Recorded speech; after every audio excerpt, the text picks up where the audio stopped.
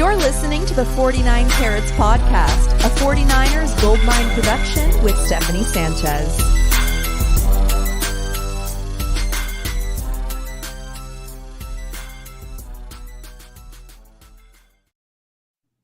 What's going on, everyone? Welcome to another edition of the 49 Carats Podcast. I'm your host, Steph, and joining me today to recap day 3 of the 49ers picks is Wayne Breezy, the Wayne Breezy, as you have here in your little am I pointing the right direction over here? Yeah, you know what I mean. I like that. How you doing today, Wayne? I'm doing good. I'm feeling a lot better from the first day, feeling a little and we started off a little slow, a little shaky. But they had a lot of picks, Steph, and they figured it out. And I think the 49ers, the way I'm looking at how they attacked this draft, they got aggressive.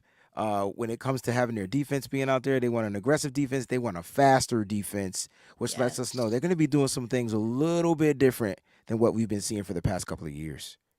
Yeah, I think so too. And I think that's part of the Steve Wilks effect, right? We knew that he was going to bring in what he typically likes on defense. And, I think we saw it right away with some of the free agency pickups, a lot of versatility. You think about some of the guys they picked up, they could play multiple spots. And you look at some of the guys they drafted today, they could also, potentially play multiple spots. And to your point, they bring some speed. Let's talk about the first pick from today. It was round 5. The 49ers typically cook in the 5th round, right? So this was pick 155, South Alabama corner, Daryl Luther. I think it's Daryl, actually. So sorry about that. Yeah. Daryl Luther Jr. What did you think about this pick? I think, like I said, this screams Steve Wilks all the way because, the kid's got long arms, and I think that he has speed as well. So I think this definitely is a Wilks pick right here. It definitely is, and the thing you're going to get from him is aggressiveness, right? And so this was probably that aggressive type of pick that I was talking about a little bit earlier when I said they got a little bit more aggressive. He's an aggressive football player. Now, with aggression may come penalties. He was penalized a lot throughout his career, 17 penalties, throughout his career. I'm sure that can be, fixed and kind of like tuned down once he gets to the NFL and gets hip to the speed and hip to the game. He can line up outside, he can line up inside, which is there's your versatility, and then he brings speed. And so when we were at the Senior Bowl, we got a chance to watch him out there, Steph, and it was cool because every time they threw to him, it was an incomplete pass. Now, I don't know how much to attest to the quarterbacks being trash or he was but because the quarterbacks weren't that great, but he was on every play, and so the balls that were coming to him, even when he was lined up on the inside as a slot, he was breaking up the passes, and that's what you're going to get, PBUs. You might not get the interceptions, but you'll get the PBUs. If he can fix and kind of dwindle down on penalties that he got throughout his career at South Alabama, he's going to be just fine. I had him or Catrell Clark, I thought would have been a good inside guy, but they went with my man Daryl Luther Jr.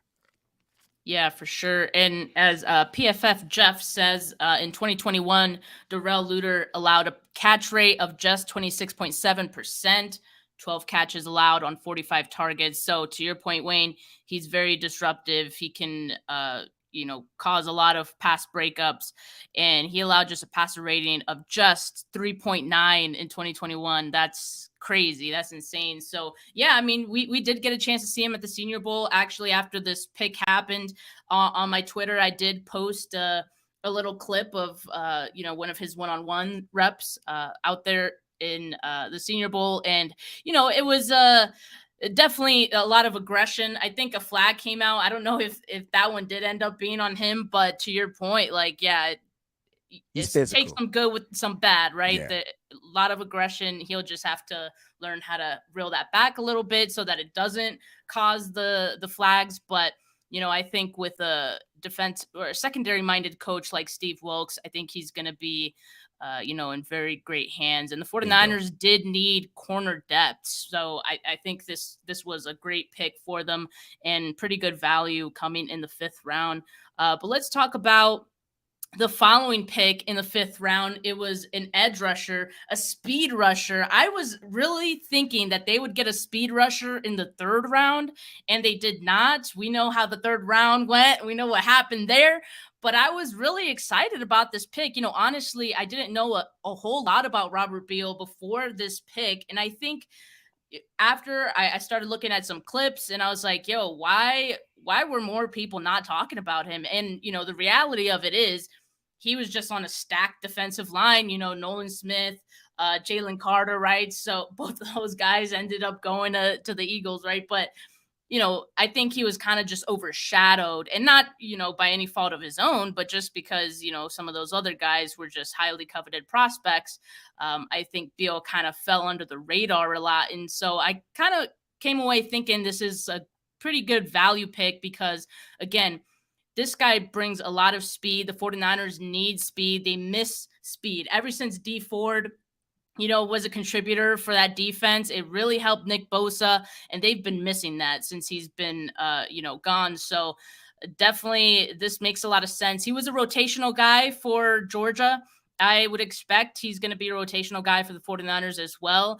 And let's just say he got the traits that Chris Kosarick could work with and maybe even develop to something a little bit more, right? Yeah, I mean, you hit the nail on the head, Steph. We're talking speed. He has the speed. We're talking 4.8 speed, and this is what we were missing. You got Nick Bosa on one side where he's going to bring you power. He's more like a technician with the use of his hands. And then on the opposite side, you have different rotational pieces that, Drake Jackson with the bend, Cleveland Farrell, and those guys that we brought in as free agents. They're going to be able to give a little something different. And now you're going to get speed. He will officially be the fastest guy out on the edge. 3rd and longs, expect this guy to be out there. That's that little NASCAR package we talk about all the time. Yeah, there it is. NASCAR, vroom, vroom, baby. And then he's going to be able to try to get into the quarterback because you got to look at, like, how were we getting beat by some of the teams? And when you look at a guy like Hassan Reddick, what did he have? Speed out on the edge, right? And then when you see Nolan Smith, I believe, go to the Eagles as well, they bring speed in again. Robert Beal was more of the, not the ugly duckling, but he just was a rotational piece because they were stacked. And if he would have went anywhere else, which would have been the smartest thing to do, sort of, kind of, so you can get more playing time, and probably boost up your draft rating, he didn't. He chose to stay in Georgia, winning program, got 2 championships. He can notch that on his belt, so he knows how to win. He knows how to be a champion. And on top of that, he's going to be able to bring his skill set, his speed, and learn from Chris Kosarick. I think that's the underlining part that we kind of forget to talk about. I think these young defensive linemen and older defensive linemen want to play here. Why? Chris Kosarick. And that rings bells and resonates in a lot of areas throughout the NFL. So this was a good pick. You said you didn't know much about him. I don't think a lot of people did because we weren't really owned in on him. We did see him run fast at the combine, and we were just like, okay. But we had our eyes set on Byron Young, Yaya Diaby. Those were the 2 speed guys. Round guys. Yeah, the 3rd round guys. And then they got selected, and so the 49ers ended up getting, I think, a steal in the 5th round with Robert Beal Jr. Yeah, I agree with you. And as we're live here, we're keeping track of, maybe some of these undrafted free agents that could fall to the 49ers or sign with the 49ers. And so I'm keeping tabs on it. We'll see who ends up signing. If anyone gets announced, we'll call it out right here. Promise, Wayne, I'm not just ignoring you. I'm looking at the Oh, me too. I'm multitasking here. I'm with you. This is what we do. This is what we do. We got to do it. We got to be on top of it. And, Wayne has killed the draft as well with all of his content. So I appreciate you having you on. All you guys that are on watching, tuning in with us, make sure you like this video. Make sure you subscribe if you have not yet. Let's talk about the next pick, because this one I was actually kind of excited about. This is now round 6, pick 216, TCU linebacker D. Winters. The reason that I was excited about this pick, look, Marty Mayhew was a linebacker that I really liked, and for me, was someone who really fit what the 49ers would have really liked. He went very early, like earlier than the 49ers 3rd round picks to the Patriots, right? So, that wasn't an option for them. But out of the Senior Bowl linebackers, both Mapu and D. Winters were the two guys that I watched, and I was like, these guys look like 49ers. Like, Yeah. just the way that they play, they fly to the ball. They just look like 49er linebackers, and the way that the 49ers linebackers are known to play. And so when the 49ers didn't get Mapu, I was like, okay, D. Winters, he'd be another guy that I would really like. And he fell to them in the 6th round. I think this is a great pick for them. I don't know if those career stats are correct. Actually, I think I ignore those. I think I meant to, replace those with D. Winters' actual stats. I could double check. But yeah, I like this pick altogether. And let's see. Let me double check if those are the correct ones. Yeah, I'm looking them up too. Yep, they are. Those are the correct ones. So career stats: 246 tackles, 33.5 of those were tackles for loss, 12.5 sacks, 10 pass breakups, 3 interceptions, 2 fumble recoveries. He could do a lot of different things. He could cover pretty well. Emery Hunt, someone who I really respect and has been on top of the draft. He does a draft guide, and he actually had D. Winters as his top-ranked will linebacker in this class. So I thought that was that says a lot. And so with a linebacker room that already has Fred Warner, that already has Dre Greenlaw, McCrary Ball is also in there as well, Oren Burks, right? I think this is a great opportunity for D. Winters to learn under some of the greats, and I'm excited for this pick. What do you think about it?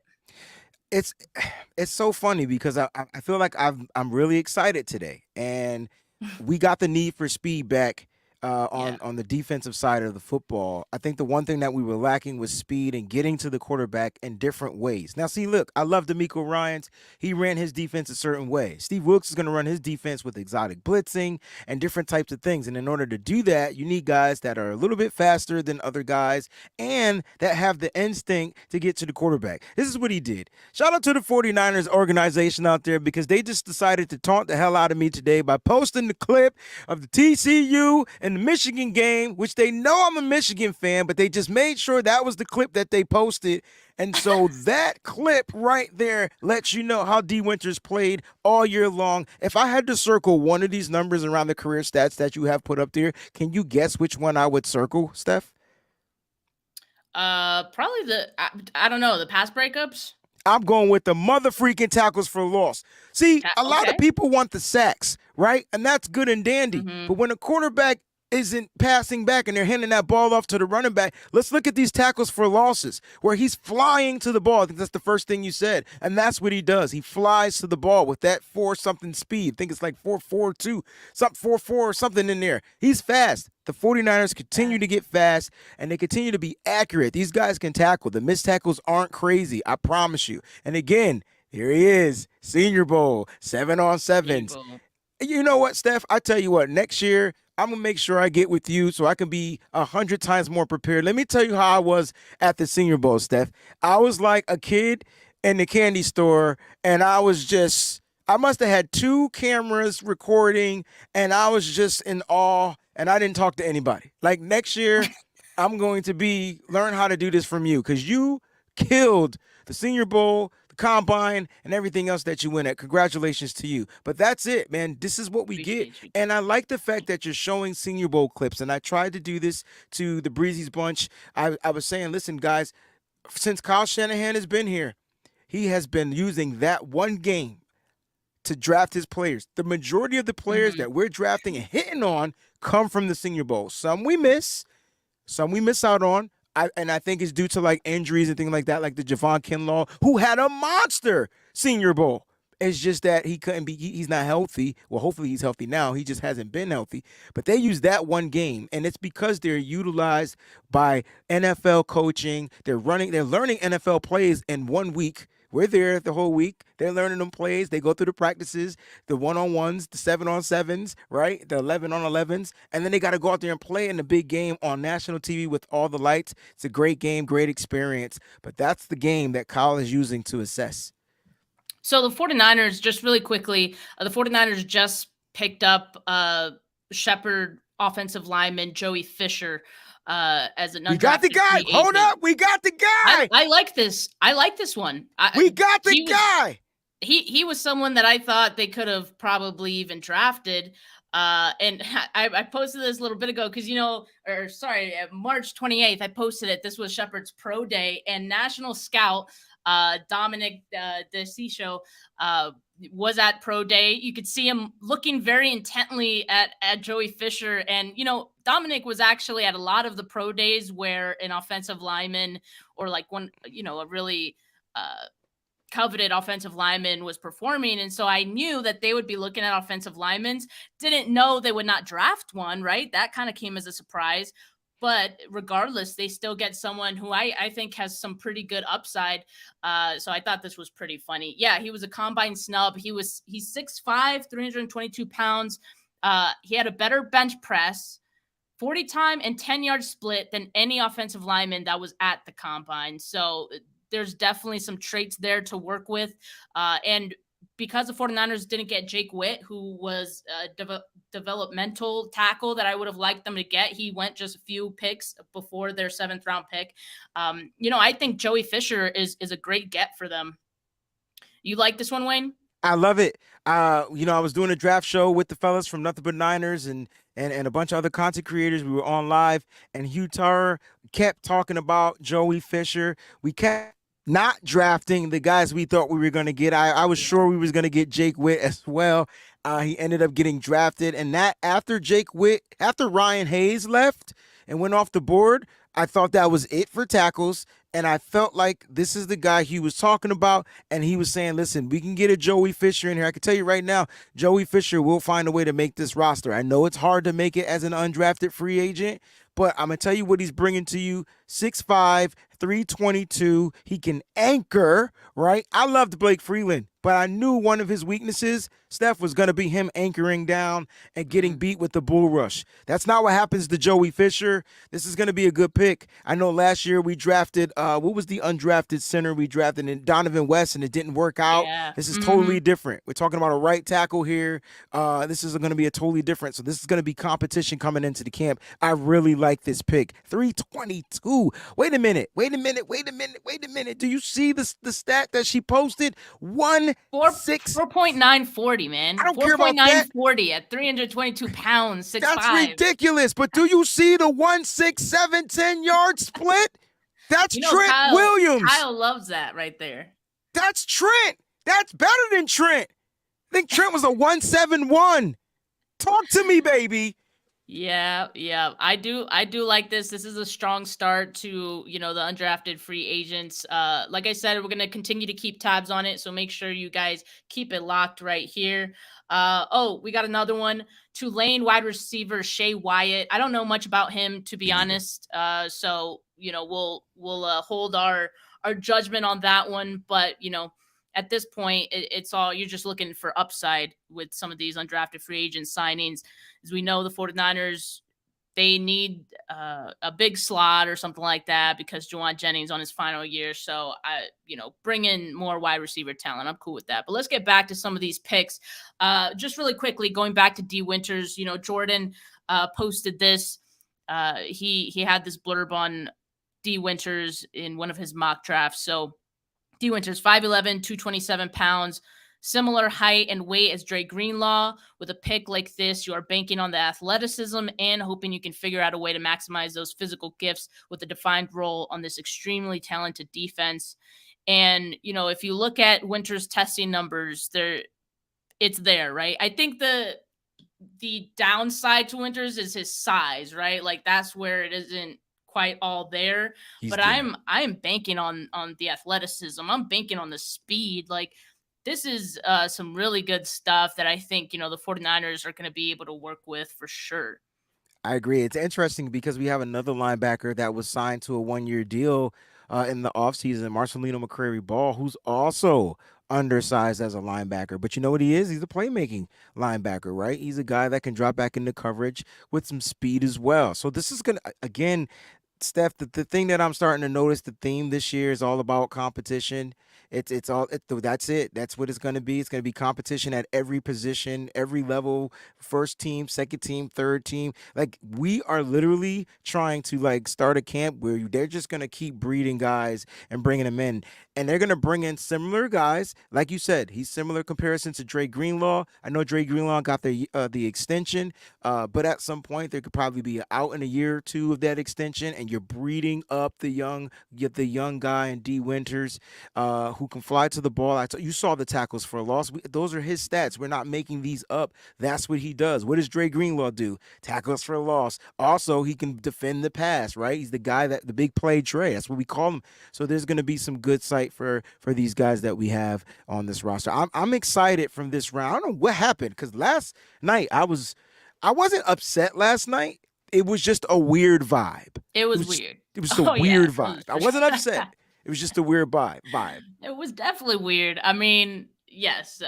I talked with Karan 905 Car on the draft yesterday. That video's up, and we were just kind of like, what happened? Like, what are they cooking? You know, like kind of thing.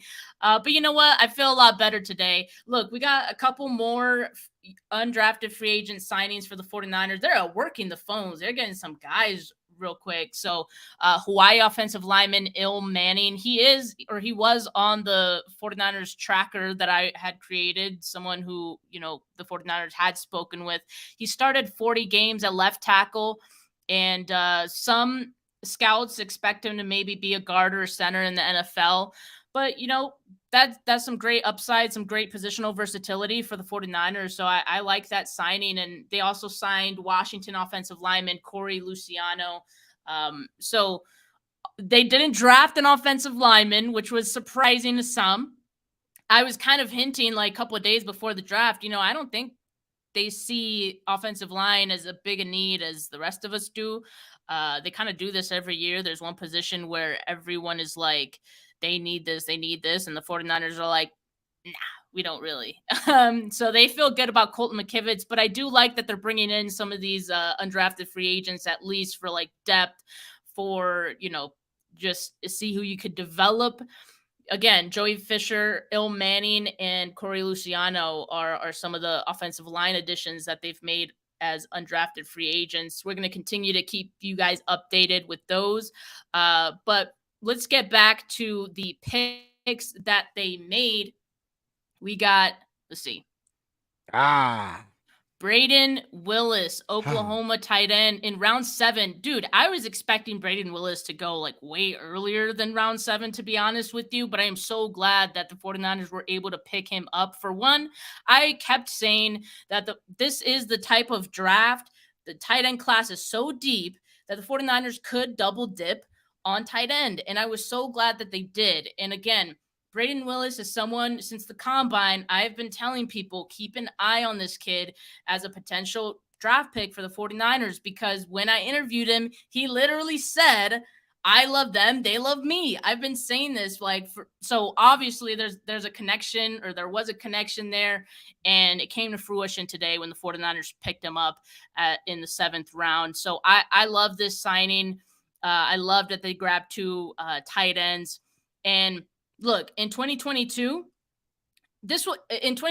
it was his first time starting every game for Oklahoma. So he's still on his way up. You know what I mean? Yep. 13 games started, 39 receptions, 514 yards, 13.2 yards per catch. Listen to this, seven touchdowns. So out of 39 receptions, he had 7 touchdowns. That I forgot what the percentage was. I think it was like 17.9% of his catches are a touchdown, right, in 2022. That's pretty impressive. Clearly was a red zone target for Oklahoma. And, you know, I'm excited to see what he can look like with the 49ers. A lot of people are saying, you know, he's more of a blocking tight end. I don't know about that. I mean, I think the 49ers could use him a variety of ways. I kind of see Cameron Latu as more of a developmental tight end, but I guess we'll have to see. To Mark's point here in the comments, he says Willis greater than Latu. I don't know. I kind of feel the same way. But what do you think, Wayne? Yeah, so I think this is the pick that really started. You want to know why I'm so excited? I think it happened after this pick. Like the other picks made sense. I was cool, but then when we drafted Latu, I was shocked because I didn't understand why we went with that type of tight end that early. Yeah, I felt like they should have been flip agreed. flopped. If anything, I would have reached on Braden Willis in the third round and probably drafted Latu a little bit later, not seventh, maybe fifth or seventh if he was still available. But I think this is what they were trying to do. They were trying to set it up so that they can double dip. And so last night I just had this inkling we were going to double dip at the tight end position. I think I put something out there this morning that we would double dip at the tight end position because Hmm. when I look at our tight end room, it's George Kittle and it's a big drop, right? And Yeah, so who can we bring in that can compete? Not with George Kittle, he's a lock, but who can come in and compete against Ross Dwelly and Charlie Warner? So you kind of essentially drafted those two type of guys. Now I think Braden Willis gives you a different total skill set. He's good at yeah, blocking, but that's not his strength. I hate to say it. His strength is getting open. Like he's like he can get open in the middle of the field and then he can give you yak. And we've seen that with George Kittle. But he's also a good inline blocker and he's a freaking touchdown guy. Like that's kind of like what he does. You can use him around the red zone. And my comp to Braden Willis is former 49er Jordan Reed. Like that's my comp. And I we like that. tried it and it didn't work because Jordan Reed couldn't stay healthy. George Kittle got hurt that year due to the hospital ball. I'm not going to mention by the quarterback named Jimmy Garoppolo. And that's kind of like what just messed up the whole plan of what Kyle Shanahan was trying to do with the dual tight ends that can be pass receiving threats. Like that was the issue. So I think we get that here and we pick up Cameron Latu who can catch and score touchdowns in the red zone, but might be utilized more, like you said, as that developmental guy that'll probably be ready in year 2, year 3, year 4, and be the next wave of blocking. Because that's the issue, man. Tyler Croft started off the season as a good blocker last year. He kept getting injured, missed a couple of games, was inactive, and in that game that mattered the most, he just couldn't hold off my man Reddick. So they decided Hmm. to go a different route, a little bit more athletic at the tight end position. Yeah, and I like that. Uncle Salty here in the comments says Jags reached on our guy in Brenton Strange. Yeah, a lot of 49er fans were kind of, they were very interested in Brenton Strange and that being a fit for the 49ers, which, I definitely see it. He was a fit. I kind of see Braden Willis as like a poor man's Brenton Strange. So don't sleep on Braden Willis. I think he's going to be a great fit for the 49ers. There's a reason that they loved him so much. And yeah, I'm just glad they were able to get this done. We got one more undrafted free agent announcement here. Avery Young, DB out of Rutgers, signed with the 49ers. So again, the 49ers, like I said, they needed corner depth. So they get another defensive back. And again, Steve Wilks is going to try to replenish some of that depth for the secondary. I think they could use some safety depth as well. So, yeah, I don't know much about Avery Young, but excited for some of these names that I'm seeing, and mostly the positions that I'm seeing. I should say, not really the names, but I think these are positions of need. So you're taking a flyer on some of these guys because it's a position that you need some depth for. I'm liking some of this. Yeah, I mean Avery is the tackler. 20 he had 46 solo tackles last year. He had a sack, forced fumble, interception. That he returned for 15 yards, 4 pass deflections. And so this is a guy that probably can line up inside, outside. He's 6'1", 205. He's from Rutgers. He's out of Rutgers. So this could, like I said, they're bringing in they got to fill the practice squad. They're looking for talent to come out and compete. This will make I believe, is this our 11th or 12th DB now that we'll have going into camp. I have a list and I stopped updating it. Right now, I stopped at Daryl Luther Jr. Did we get any other DBs after him? No. Okay, so this will be our 11th DB that we have on the headed into camp. Yep. Yeah. Yeah, I'm double checking. Yeah, no, we Thank didn't you. get another corner. And yeah, I'm glad you got those stats pulled up. Yeah, we talked about Shay Wyatt a little bit ago. Me and Wayne don't know too much about him, so we can't really speak on But we were just saying, we're glad that the 49ers are bringing in some wide receivers as well, because again, Juwan Jennings not going to be here past this season. Uh, we talk about the fact that Ayuk and Debo, they're gonna have to pick between one. I don't know if they actually do end up picking between one. We'll just wait and see next year, right? But obviously, wide receiver depth was something they're looking for. In the undrafted free agent signing. So I'm good with that. And they also targeted wide receiver in the 7th round. And I do really like this pick, Wayne.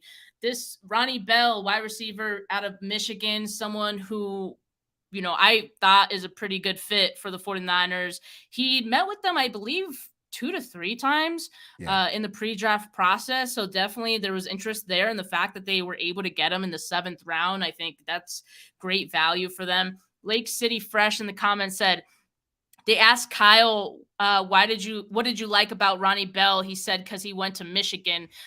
So, the 49ers definitely like their Michigan guys. They took Jake Moody as well. In the past, they've gotten Ambry Thomas. So, they do like their Michigan guys. A lot of trust over there in, Ann Arbor. I've been mocking him to the 49ers. I think after the 3rd meeting, when that's kind of like when it hit me. All right, why would you interview a guy? That's how I look at the visits. They're interviews. If you go out for a job, you get that 3rd interview, you know that job is damn near yours, right? You got to really mess it up for it to not be yours. And so that's when I was just like, you know what? Met him at the Senior Bowl. We had a good conversation, and he just, from that moment, he resonated as a 49er.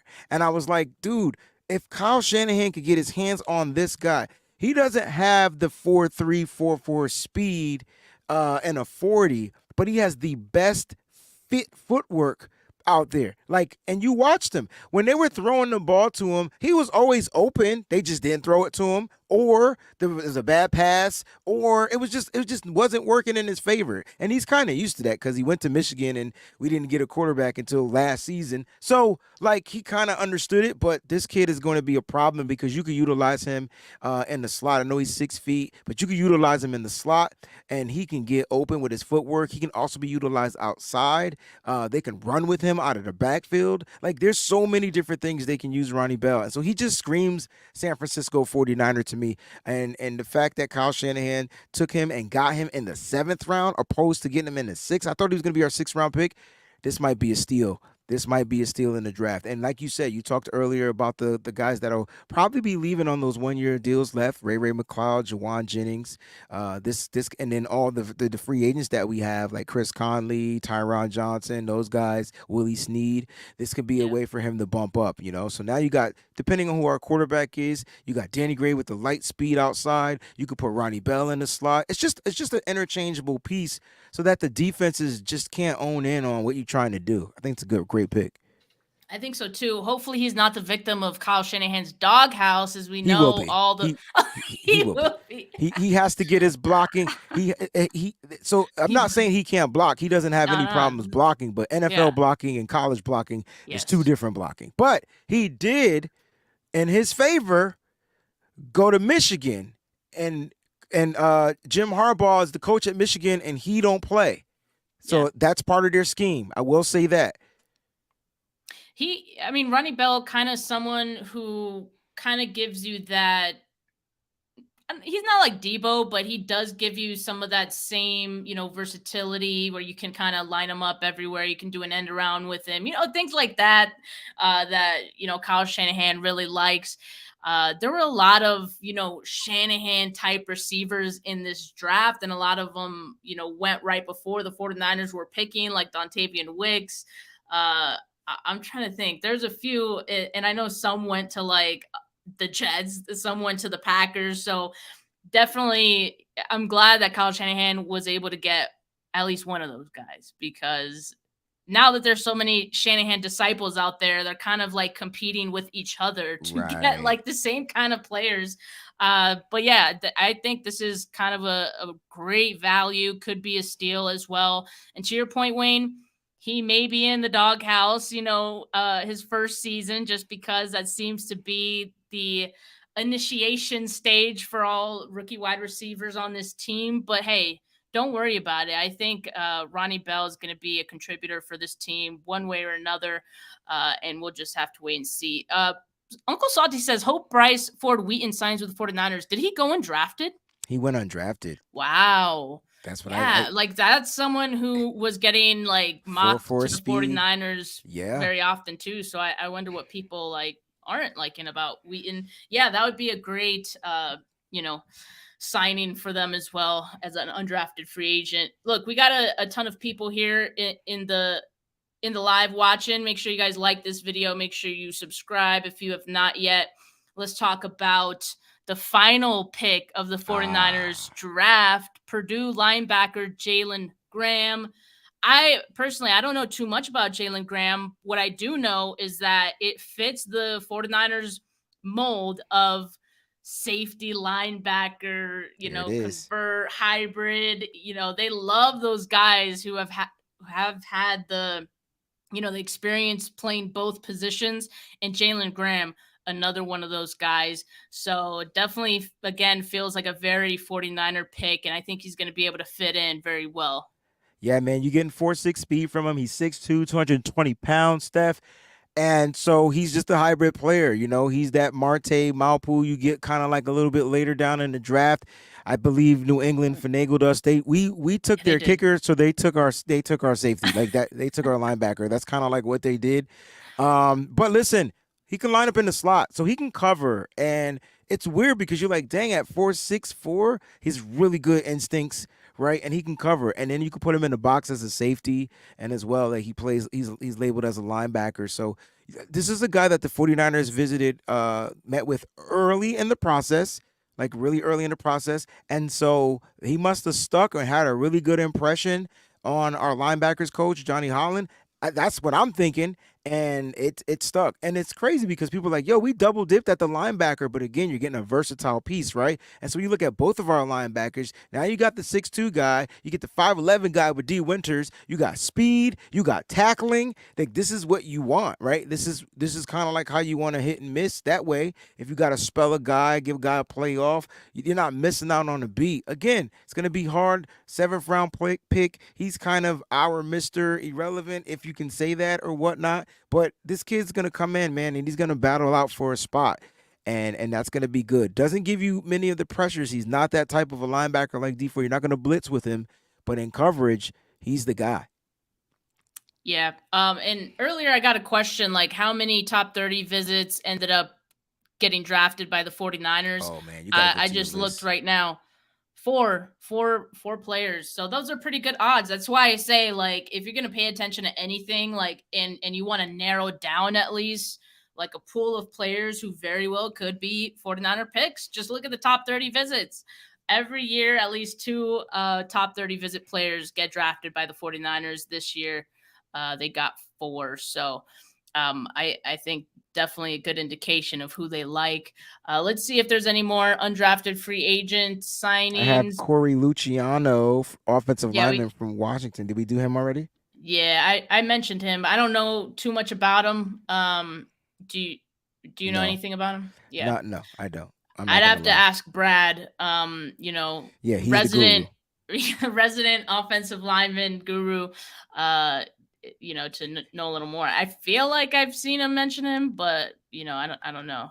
Interesting. So far, we have 3 undrafted offensive linemen. So clearly, the Niners have been doing their homework. Just because they go undrafted, y'all, doesn't mean they weren't great or they didn't have good traits or things like that. Players go undrafted because people run out of picks, and so. Like, it's kind of good that the Niners are able to get some of the people that they feel like can possibly come on and make this squad going undrafted. So they decided to go the offensive line route. I'm hoping that they get they get a running back. I'm curious to know which type of running back they're looking for. My personal opinion, I thought they would go with more of a speed guy, like a Keaton Mitchell, who went undrafted. I don't think he got drafted either. So we're going to see what's going to happen. We got a few more guys that they can sign And they're working the phones. Remember, and when you They go are working. undrafted, the players select where they want to go. It's kind of like it's up to the players. Niners make a deal, players accept the deal. Bada boom, bada bing. Dude, so you were a fan of Ty Okada, right? Oh my gosh. He signed with the Seahawks as a UDFA. That one course. hurts. That of course. Of course. That one hurts, man. I was hoping the 49ers would make that call, like I spoke with him before the draft or like I interviewed him and he said, yeah, like if the 49ers, made that call, I would highly consider, going to the 49ers. Either they didn't make the call or I don't know, maybe the Seahawks were offering a little more. Not sure, but that one's one that kind of hurts.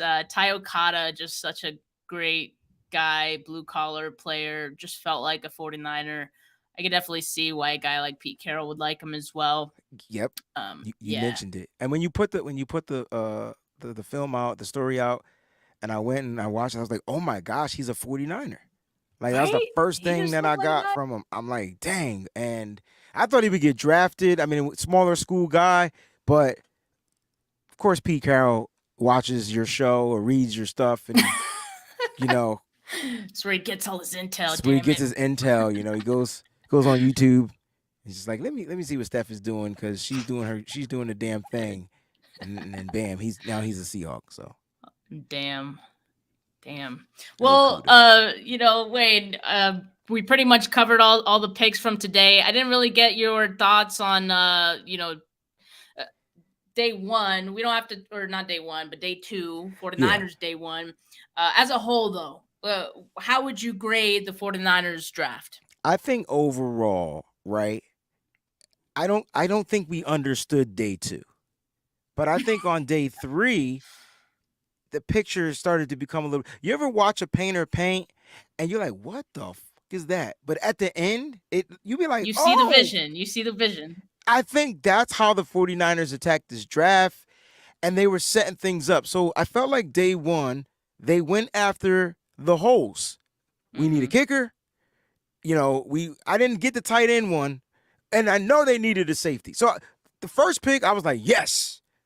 Boom. They got my safety. I had Sidney Brown or Jair Brown. That's all. And Jamie Robinson. Those were the three guys I wanted to be 49er safeties. You saw Jamie Robinson go really late in this draft. So, boom, they got Jair Brown. I knew we were going to get a hit maker. I knew we were going to get a playmaker, and they did that. And they traded up to do it. So they were aggressive. They did it. And then they hit y'all with the okie dokie uppercut, with the Jake Moody. Now, I knew we were going to take Jake Moody. I'm sure you did and everybody else. But at pick 99, I think that's where everybody was scratching their head. Earlier, before the draft started, I put out there trying to have some fun. What if the 49ers drafted Jake Moody with the third-round pick and everybody went berserk? Well, they did it, and everybody went berserk. So I get it. Like, that's just not the position you want to draft in the third round. Then they got the tight end Cameron Latu. We talked a little bit about that. That one, I just scratched my head. I thought there were better valued or better fit tight ends for the 49ers at that round. I didn't mind them going tight end, Steph. I was cool with them going tight end, but you still had like Payne Durham on the board. Davis Allen was on the board. Braden Willis was still on the board. And so that was day two. Went to sleep, woke up. I was like, all right, day three, they're gonna hit some heads. They're gonna do some things different. They weren't as aggressive. They didn't have to move up. Players were falling to them, and then they started attacking the draft the way I thought they were supposed to do in the first round. They got some guys. We didn't go edge like I thought we would, but we got speed. They missed out on my edge guys. I wanted Byron Young. I'm sorry. I thought he was the guy. Thought he would have been the guy. Then Yaya, but then they ended up getting Robert went Biggs. early. Yeah, I went before their third round picks. But yeah, I'm with you. It's like for some reason they are aggressive, but always in like either positions or players that they don't necessarily need to be aggressive for. Like, yeah, you got your guy, but like at what cost? You know what I mean? Like, so yeah, that's like where it's a head scratcher. But at the same time, it's like it's not surprising. Like the 49ers have done this stuff before where they will do a specific player and they'll reach for a player that probably could have been there later, But, at the same time, the 49ers didn't have a fourth-round pick. We talked about the fact that, the Patriots shortly after that in the fourth round did pick up Chad Ryland. So they probably would have gone with Jake Moody had he been there. So, it's weird. It's definitely a head scratcher, but it is what it is. As a whole, I think I probably give this draft like a B minus C plus. And, honestly, day 3 just kind of like saved the day for me because I feel like they did so well with those picks. They got good value. So I don't know why always it seems like early in the draft they always just like kind of reach for guys and then late like they kind of let the value fall to them. I don't know why they can't just do that like the entire draft, but like I guess whatever. I asked you guys in the comment in the live chat here, what grade do you guys give the 49ers draft? 67% of you said B, 8% of you said A, 23% said C, and 1% said D or F. So, all in all, I mean, I think we came away with a better outlook on the 49ers draft after day 3 than, day 2 for sure. Wayne Jr. in the comments says F. 187 says B. Raphael says B. Gold Rush says B. So yeah, that's kind of where I'm at as well. I think that's pretty fair. Yeah, I was in the B range. You went B minus C plus. I'm just a solid B, man. I thought they That's cool. addressed positions that they needed to address. They got some of the best players. I mean, you got the best. To me, you got the best kicker in the draft. I'm not being a homer. I just know that this guy can kick in all conditions, right? Rain, sleet, hail, or snow. You got to factor that in, right? Because the That's for 49ers. sure. That was for sure part of the equation there. The only thing that concerns me is that kickers have a somewhat of a track record to turn into pumpkins when they get to the NFL, like especially some of these like top kickers that have been drafted, right? It's not often that they get a second contract with the same team that drafted them. Good point. So I guess my concern is that this doesn't work out. But yeah, I mean, right now you look at it and you're like, yes, he is the best kicker in this draft. He was solid. He has the experience, the big game experience that I think is huge because obviously the 49ers see themselves in a lot of big games, right? Bingo. And also the weather aspect as well. That's one of the things they liked about Robbie Gould, the fact that he had experience in Chicago weather. The rain, sleet, and snow, not a problem. So I think they definitely coveted that a lot. Like John Lynch says, we became convicted. his favorite word. We got another undrafted free agent signing. 49ers signed Ronald Awatt. Not sure what school he's from. I've heard that name. I know that I've heard that name before. UTEP. Okay, yeah. So he signed as an undrafted free agent. So another running back. Of course, the 49ers always got to get their undrafted running back. And those tend to be the ones that impress, when it comes training camp time. So I don't know too much about him right now, but I'm sure we all will soon. Let's go ahead and pull up his stats real quick while we're live. I'm curious to know what his 40 time. So I knew they weren't going to have his speed time. Damn it. Did he just not test, or did they? Well, I'll check the testing. Just PFS doesn't have the speed, but I'm looking at him 6 feet, 205. He rushed for 440 yards after contact. So that's something that the Niners. That's a niner right there. That's a niner right that's there, a man. Niner. That's a niner right there. How about this? This is what's going to stand out. 19 rush attempts, like plus 10 yards, right? That's crazy. So 10 yards or more, this dude has 19 of those on his career, which means he has some breakaway, touchdowns and things like that. As far as receiving, he about 76 yards and receiving on only 8 targets. So that's kind of what you get from him there. Let's see.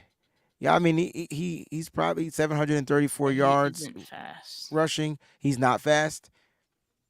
Yeah, that's what Tony says. Okay, well, it's done. Well, they got another running back. They got a running back that gets you yards after contact, which means he's a breakaway tackle, sort of like TDP and those guys, right? That's the yards after the contact. We don't talk about that much.